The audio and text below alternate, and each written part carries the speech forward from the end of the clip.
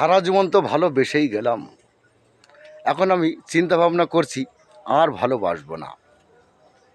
ভালোবাসতে গেলে খুব কষ্ট হয়, মনে খুব কষ্ট হয়। তাই তো বন্ধুরা, আমি এখন ঠিক করছি আমি কিন্তু আর ভালোবাসবো না। দেখি ভালো না বেসে কীভাবে থাকা যায়। আমার মনে হয় ভালো না বাসলে মনে হয় কষ্টটা কম হবে, তাই তো? ভালোবাসলেই কিন্তু কষ্ট, খুব কষ্ট হয়। তাই তো বন্ধুরা, আপনারা কিন্তু বুঝে শুনে ভালোবাসবেন, ঠিক আছে?